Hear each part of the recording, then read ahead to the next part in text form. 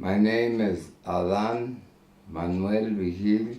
My date of birth was May the 12th, 1948.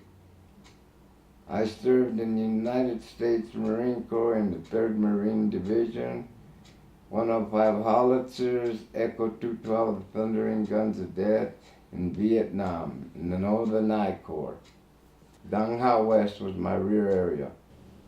Unfortunately, when I was drafted, I was way overweight. At 5 feet and 5.5 inches, I weighed 204 pounds. In 8 weeks of calisthenics, obstacle courses, forced marches, rifle range, and so on, in 8 weeks, I lost 71 pounds. The physical therapy was something I had never experienced and I haven't experienced since. They would break you down and build you up like a 426 Hemi engine. You could run 7 miles without stopping, do 300 pull-ups, 300 sit-ups, 300 squat thrusts without blinking an eye. That was the Marine Corps and their physical fitness. My memories were like in shock because so many Marines were coming in, new men like me, feeling the same way, looking at the veterans that are going back home after their tour in Vietnam, and a lot of them looked weird, old, and making fun of us. You're gonna die here in Vietnam, you FNG. And FNG was a fucking new guy. You know, it was crazy. You didn't know what to think. And then if you'd see the Vietnamese people, it was even worse. Because they were speaking a language you had no idea what they were saying. The climate was 14, 15 degrees. It was totally different. You were 14,000 miles from your hometown. We used to call Vietnam, Vietnam, and back home, we used to call it back at the world, because you were out in some jungle, mountain, forest. It was crazy, totally different. Upon arriving in Vietnam, I can't remember his first name, this Marine. He arrived the same day I did. His last name was Davison. And as far as everybody else there that was there before us, we were FNGs, fucking new guys, and we were there approximately a week, maybe 8-9 days, when we got hit on LZ Sandy with artillery. 153 artillery, that's a projectile that weighs 100 pounds. Anyway, we got hit. And this piece of shrapnel, so long and so wide, hit Davison from one shoulder blade to the next. It almost cut him in half.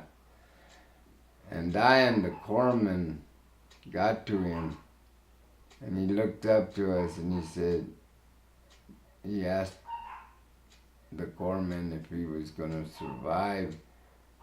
And that's all he said. Right after he said that, he died on us. And when that happened, from shoulder blade to shoulder blade, he almost was cut in half. And it was gross, and it just happened so quick.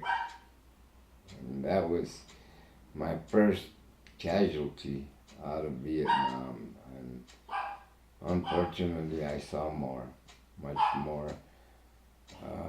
One incident, we were coming in from LZ Cunningham. We saw a lot of combat there.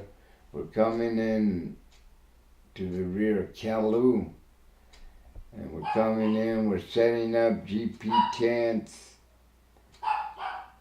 About 12 Marines to each tent, fold away cots, fold away tables, fold away chairs. And people coming and going and setting up tents and laying down their gear.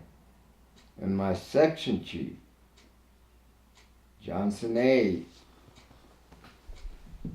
wanted to play a joke on a Marine, so he disarmed a fragment grenade, put it on the table, a fold-away table,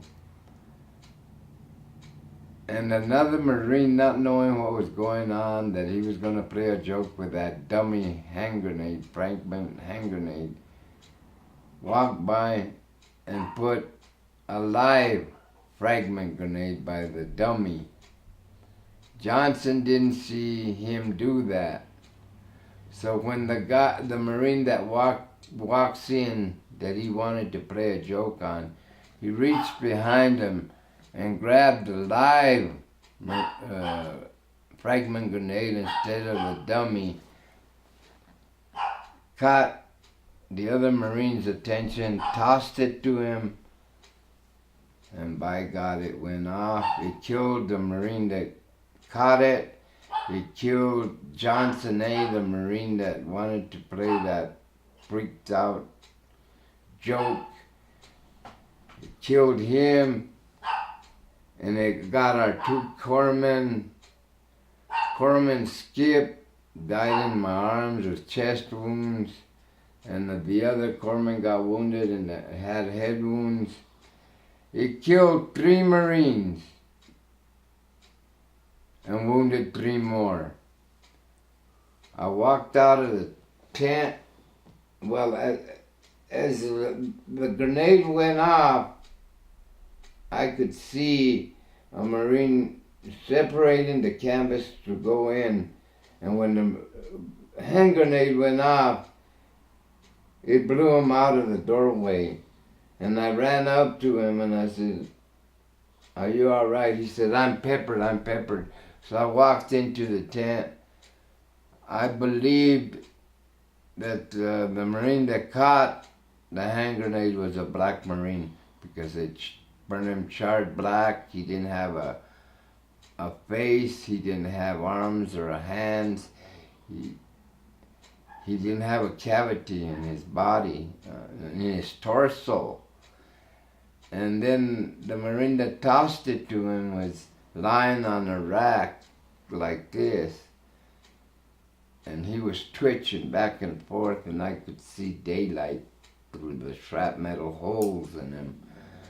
I ran up to Doc Skip. He was lying down on a rack, and I picked up his head and sat him up, and he died in my arms from the chest wounds, and the other corpsman was down.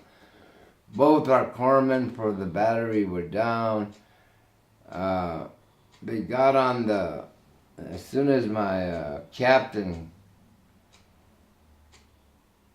came up to me, I was sitting outside on an ammo box. He called in medevac chopper from the army because our corpsmen were down. He went into the tent, spent a little more time than I did.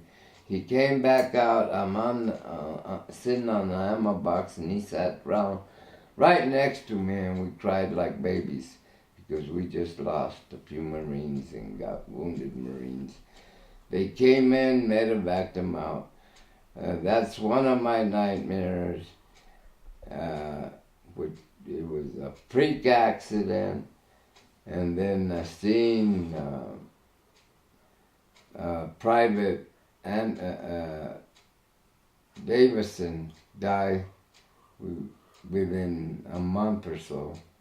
And as my tour went on, I saw more carnage, more Marines go down, but there was always more enemy, which made me feel better.